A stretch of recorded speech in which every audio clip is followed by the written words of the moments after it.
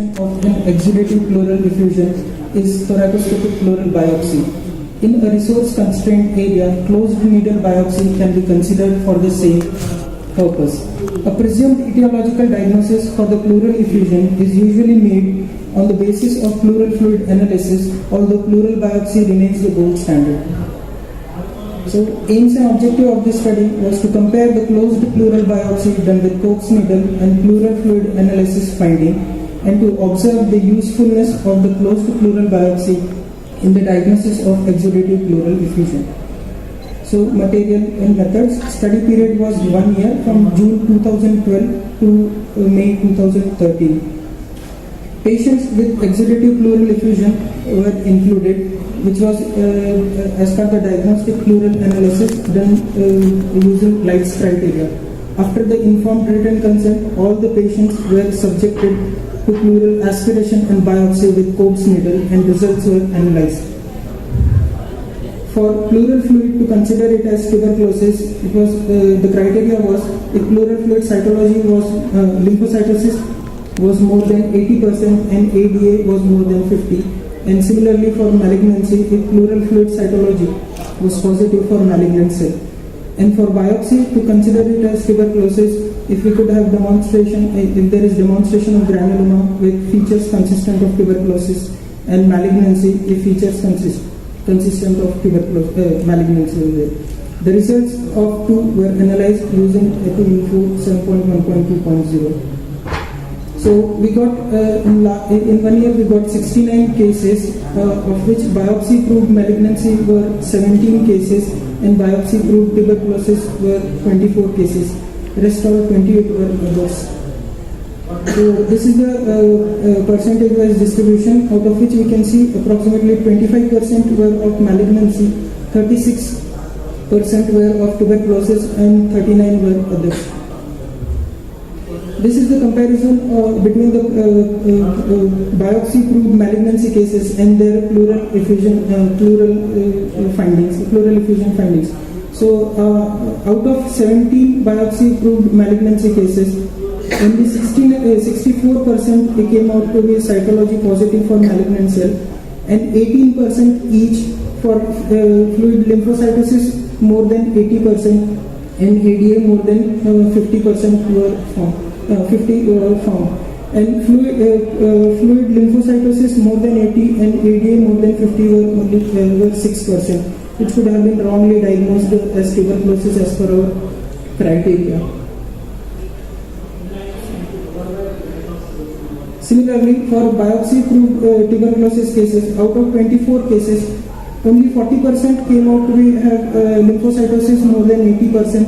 And only 50% were having ADA more than 50, and only 16% of the cases were having lymphocytosis more than 80 and ADA more than 50.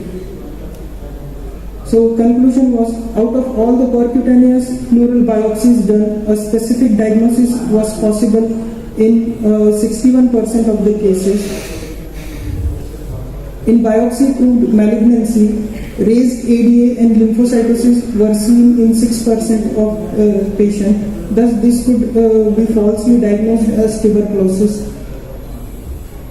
In biopsy-proved tuberculosis cases, if pleural fluid analysis alone is considered, only 16% of the patient would have been diagnosed as tuberculosis. Thus, a chunk of them would have not been diagnosed as tuberculosis, and this could have been gone under false negative.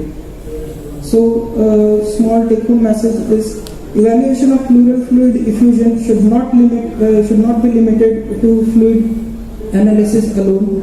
If pleural fluid analysis alone is considered to make a diagnosis, it would go wrong in a majority of cases. And closed pleural biopsy can help to give a definitive etiological diagnosis, and in resource-limited setting can be considered to be a Poorman's thoracoscopy. Thank you.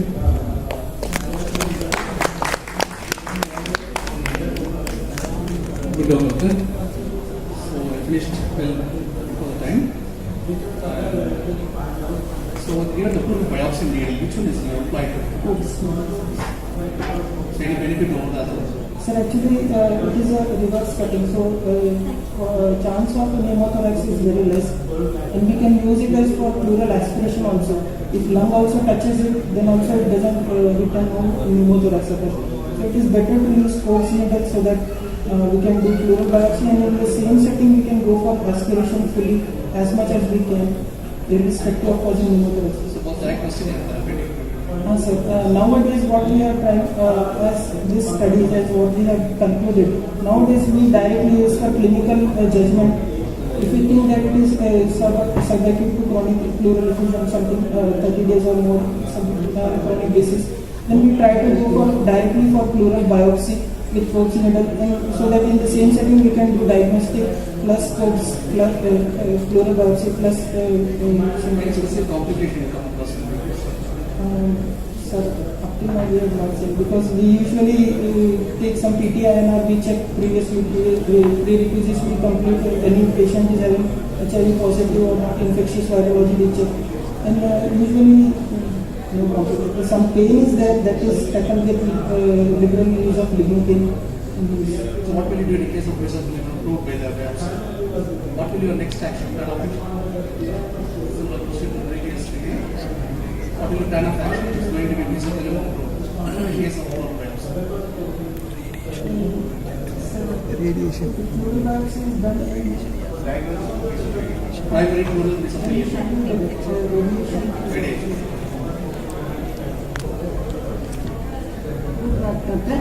And you have told 16% others. What is the most common next to tuberculosis and malignancy?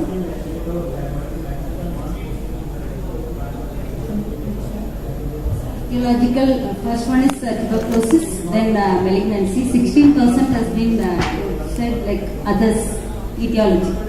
Etiology, actually ma'am, this 39% are others. When we started this pleural biopsy, somewhere of skeletal muscle coming, somewhere of acute inflammation, somewhere showing that no abnormality in the pleura. So that all clubbed together and kept it in others. I have focused now only on tuberculosis and malignancy because they forms the chunk of cases. When we have the VATS and we have therapeutics surgeon, we assist them, and out of these 39 cases, if we consider the definitive diagnosis is required and the patient is ready for further evaluation, then we have offered therapeutics also for that. Very good presentation. Suppose the ADA cutoff is made to 40, more than 40. Does it improve the tuberculosis? Sir, yes sir, but ADA has negative predictive value. Yeah, but then if it is more than 40, does it improve the yield in tuberculosis in this case? Sir, this cutoff limit we have taken from up to date. Okay. So that BPS guideline shows 40 was what we are using. But if you, but what I want to do is, if the cutoff is 40, does it improve the yield for tuberculosis? Sometimes gold is gold. I mean, you might have to go through that. Maybe revise the study and see for the cutoff of 40 if it improves the yield. Sir, actually maximum patient were between good quantity of patients were between 43 to 46, 47. This were also there. The one more thing is that, go back to the percentage slides, This is 40, 50 and 16, 40%, yeah. Comes to 106% and then one more slide. So it comes 64 plus 18 plus 18. No sir, that is not that thing. That is the comparison of the cytology. Okay. This is malignant pleural. First bar shows the malignancy, how many cases we have found. That is 17 cases. Out of these 17 cases, 64% only have cytology positive, and this 18% only have. So they were not mutually exclusive. No. Right. Okay, other slide? Similarly, here also sir. No.